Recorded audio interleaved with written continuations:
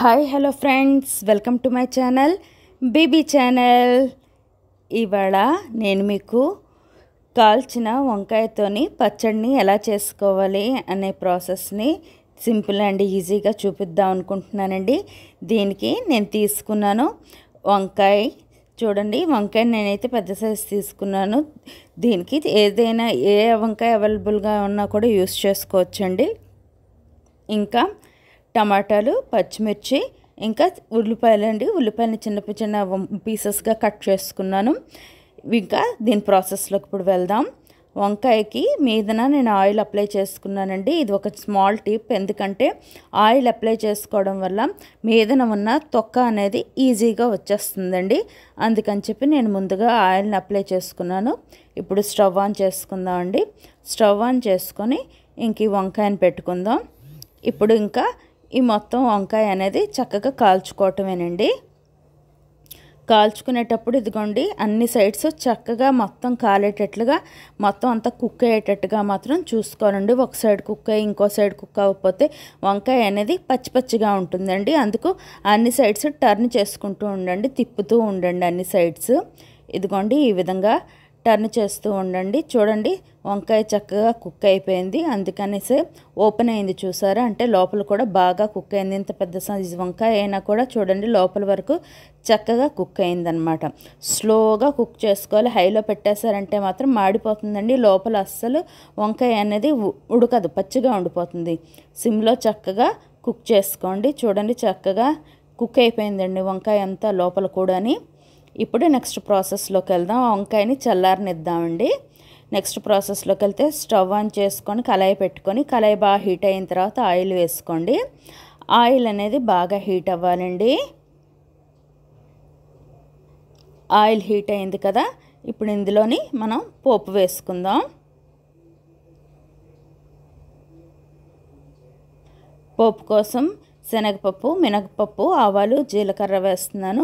కొంచెం శనగపప్పు, మినపప్పు, ఇది వంకాయ పచ్చడి కదండి, ఇందులో ఎక్కువగా వేసుకుంటేనే పోపు బాగుంటుంది. అందుకే నేను శనగపప్పు, మినపప్పు కొంచెం ఎక్కువగా తీసుకున్నానండి.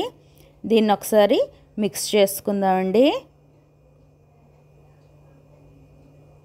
నెక్స్ట్ తెల్లుల్లిపాయలని చిన్నగా కట్ చేసుకున్న తెల్లుల్లిపాయలని యాడ్ చేసుకున్నాను. తర్వాత ఆనియన్స్, మనం చిన్న చిన్నగా కట్ చేసుకొని సైడ్ పెట్టుకున్న ఆనియన్స్ని ఇందులో వేసానండి. ఇదంతా చక్కగా ఫ్రై అవ్వాలండి, ఆనియన్స్ అని పోపు అంతా.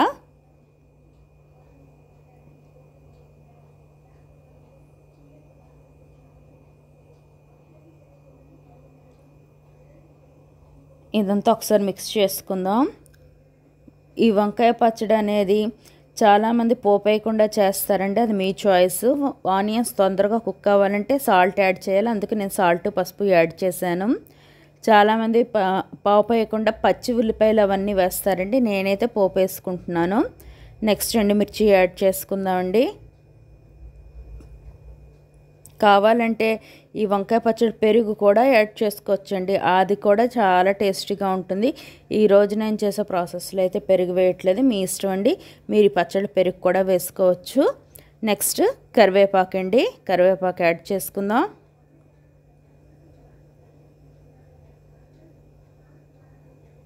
ఇవన్నీ బాగా ఫ్రై అవ్వాలి.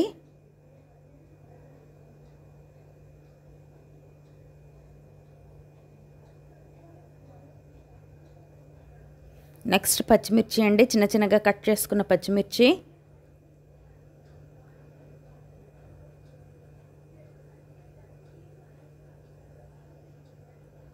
నెక్స్ట్ కొంచెం మిర్చి పౌడర్. మిర్చి పౌడర్ అనేది మీ టేస్ట్కి తగ్గట్టు ఎంత కావాలంటే అంత యాడ్ చేసుకోండి.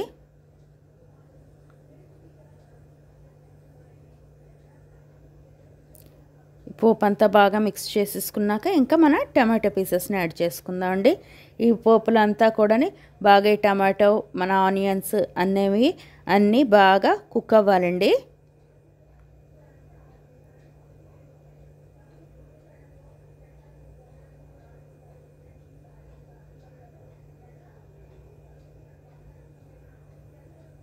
కొంచెం సేపు క్యాప్ పెట్టుకున్నామంటే ఇదంతా బాగా కుక్ అయిపోతుంది.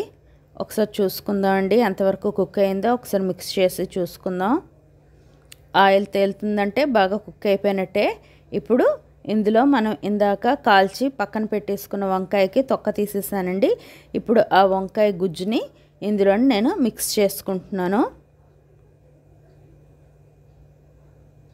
ఇదిగోండి ఇలా బాగా మిక్స్ చేసేసాను.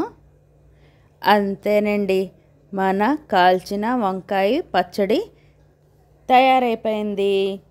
డన్ అండి.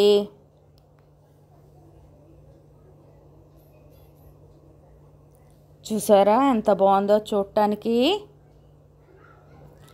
యమ్మీగా ఉంది కదా. ఇది రైస్ కంటే ముఖ్యంగా రోటీస్తో తింటే చాలా బాగుంటుందండి. లేకపోతే చపాతీతో తిన్నా కూడా చాలా బాగుంటుంది. రైస్తో అంటే రసం రైస్తో తింటే చాలా బాగుంటుందండి. నచ్చిందా friends? Thank you. Like, share and subscribe.